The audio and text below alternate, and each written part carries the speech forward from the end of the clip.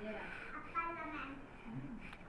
दोस्तों, गणवा YouTube class में आपका स्वागत है। और हम पढ़ रहे थे मध्य प्रदेश का इतिहास।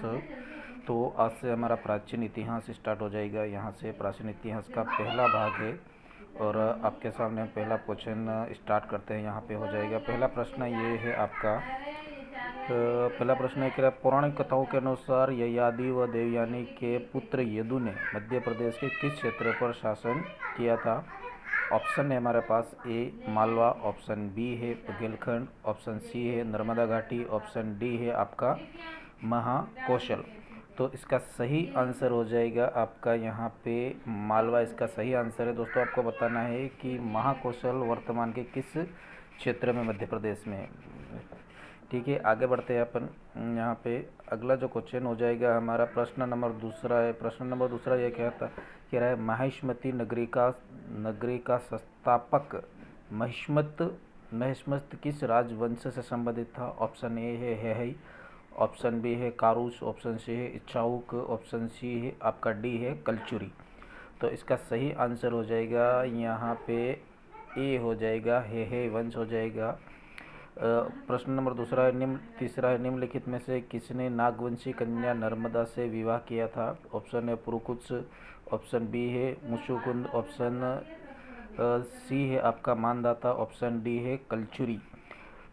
इसका सही आंसर हो जाएगा राजा यहाँ पे पुरुकुत्स। इसका सही आंसर है पुरुकुत्स हो जाएगा। पुरुकुत्स जो हो जाएगा गंधर्व नागसेन शासकों की रक्षा की थी। ठीक है, तो जिसने खुश होकर उससे होकर वर्षाल में अपने पुत्र नर्मदा का विवाह पुरुषोत्त से करवा दिया था। आगे बढ़ते अपन। यहाँ पे ये प्रश्न चौथा हो जाएगा हमारा। यहाँ पे ये रहा आपका चौथा प्रश्न। और चौथे प्रश्न का यहाँ पे प्रश्न मध्य प्रदेश के प्राचीन जनपद से संबंध में सुमेचित नहीं है।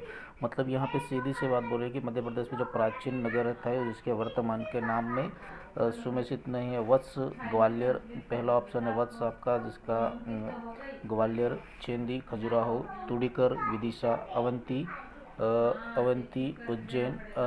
ये आपका चेंदी प्रदेश खजुराहो सही है, अवंती उज्जैन ये भी सही है। वत्स जो हो जाएगा वो है आपका ग्वालियर। और तुड़ीकर जो है ये था आपका कटनी का नाम, जबकि विदिशा का जो नाम था बैसनगर। तो ये इसका सही आंसर 4 का हो जाएगा आपका सी।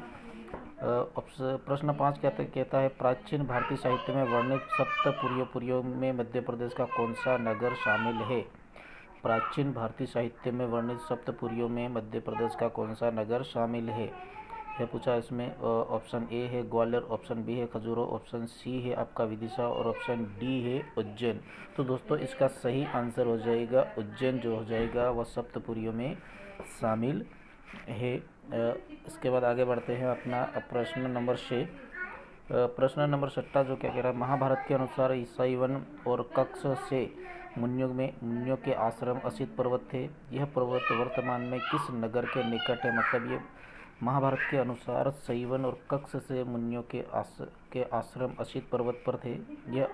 यह पर्वत वर्तमान में किस नगर के पास है? मतलब असित पर्वत के पास की बात कर रहा है ये। ए ऑप्शन दिया हमको उज्जैन, बी ऑप्शन दिया खजुराहो, सी ऑप्शन दिया है ग्वालियर और डी ऑप्शन दिया है चित्रकूट। तो इसका सही आंसर हो जाएगा उज्जैन। इसका सही आंसर हो जाएगा उज्जैन हो जाएगा असित पर्वतों में। और अगला जो प्रश्न हो जाएगा प्रश्न नंबर 7वां। विराटनगर के सेनापति किसक का वध किस पांडव पुत्र ने किया था? पहला ऑप्शन है युधिष्ठिर, ऑप्शन बी है अर्जुन, ऑप्शन सी है भीम और ऑप्शन डी है आपका यहाँ पे नकुल।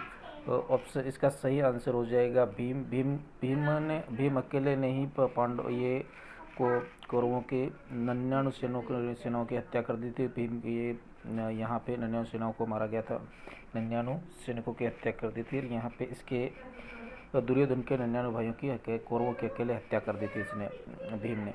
अगला आगे बढ़ते हैं अपन। प्रश्न नंबर आपका 8वां है। ये आपके सामने प्रश्न नंबर 8वां हो जाएगा। प्रश्न नंबर 8वां ये कहता है ये आपका बौद्ध ग्रंथ दीपवन के अनुसार उज्जैनी की स्थापना किसने की थी? बौद्ध ग्रंथ दीपवंश के अनुसार उज्जैनी की स्थापना किसने की थी?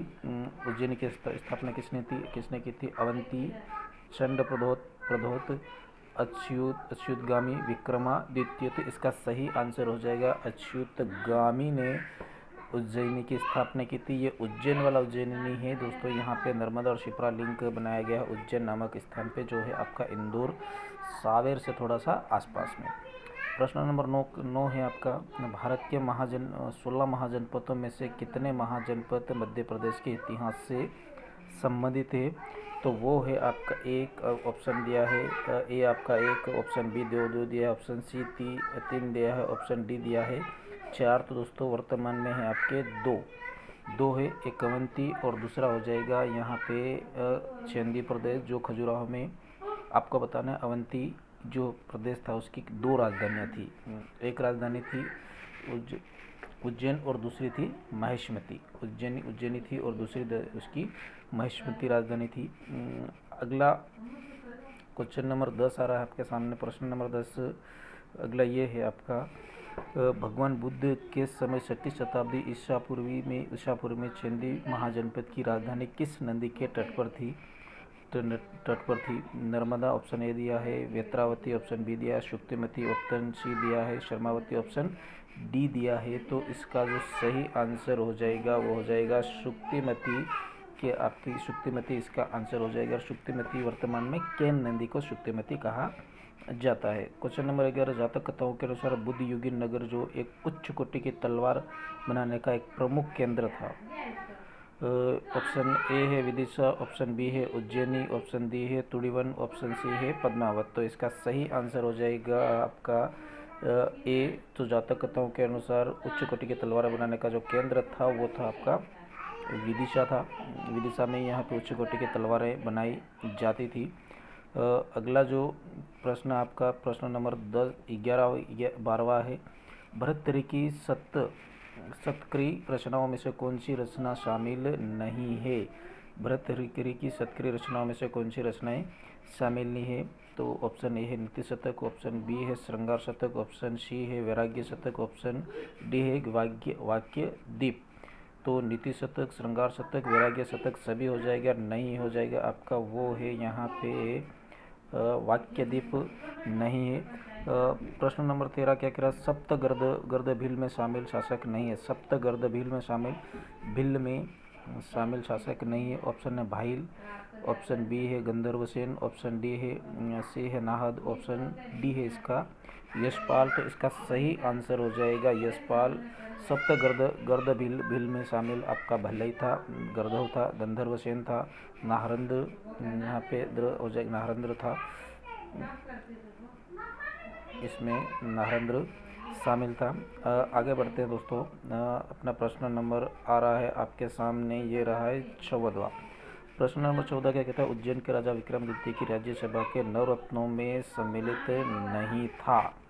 तो ऑप्शन ए है वेताल भट्ट, ऑप्शन बी है वरुचि, ऑप्शन सी है कालिदास, ऑप्शन डी है पतंजलि। तो इसका सही आंसर हो जाएगा पतंजलि नहीं था इसमें। ऑप्शन आपका हो जाएगा डी, इसमें पतंजलि नहीं था। यहाँ पे विक्रमादित्य के दरबार में 9 रत्न रहते थे, इसके अलावा फिर अकबर के दरबार में 9 रत्न रहते थे। अगला जो हो जाएगा प्रश्न नंबर 15 पर, उज्जैन के राजा विक्रमादित्य के माता का नाम था। माता का नाम पूछा है। पहला ऑप्शन है सोमप्रभा, ऑप्शन बी है महादेवी, ऑप्शन सी है विक्रमा देवी, ऑप्शन डी है सौम्या देवी। तो इसका सही आंसर जो हो जाएगा वो है विक्रमा देवी हो जाएगा। इसका सही आंसर है विक्रमा देवी। आगे बढ़ते हैं अपन। क्वेश्चन नंबर आपका 16 है आपके सामने। 16 नंबर में क्या कह रहा है, निम्नलिखित में से कौन विक्रमादित्य का सलाहकार था? सलाहकार पद पे था, तो सलाहकार पद पे तो जो आपका धन्वंतरी कहा गया, धन्वंतरी चिकित्सक था। शंकु जो था क्षणप्रक कहा था, ये न्यायदर्शक और न्यायवादी था। वेताल भट्ट जो था वो था इसका सलाहकार, और अमर सिंह जो था ये था इसका यहाँ पे साहित्यकार। तो वेताल भट्ट इसका सही आंसर हो जाएगा। इसका सही आंसर है आपका यहाँ पे सी। प्रश्न नंबर 17 है, निम्न में से किसके संबंध में कहा जाता है कि वह पितृहीनों का पिता है, बंधुहीनों का बंधु है, अनाथों का नाथ है, प्रजाजनों का सर्वत्र है। ये अच्छा खासा प्रश्न है। तो इसका ऑप्शन ए दिया है राजा भोज, ऑप्शन बी दिया है विक्रमादित्य, ऑप्शन सी दिया है राजा धंग जो चंदेल वंश वाला था, ऑप्शन डी दिया है अमर सिंह। तो इसका जो सही आंसर हो जाएगा वो है विक्रमादित्य। अब यहाँ पे राजाओं के बारे में बात करते हैं। राजा भोज जो धार नगरी था, विक्रमादित्य उज्जैन में, राजा दंग जो था वो चंदेल वंश खजुराहो का था, अमर सिंह जो था ये कि राजा नहीं था, ये विक्रमादित्य के 9 दरबार में शामिल था। प्रश्न नंबर आपका 18 आ रहा है आगे। ये है आपके सामने प्रश्न नंबर 18। बुद्ध के समकालीन अवंती का शासक कौन था? पहला ऑप्शन है चंड प्रद्योत, ऑप्शन बी है राजा भोज, ऑप्शन सी है राजा दंग और ऑप्शन डी है आपका दंग। तो बुद्ध के समकालीन जो शासक था यहाँ पे 16 इसमें हो जाएगा आपका, वो हो जाएगा चंड प्रद्योत है, चंड प्रद्योत इसका सही आंसर हो जाएगा।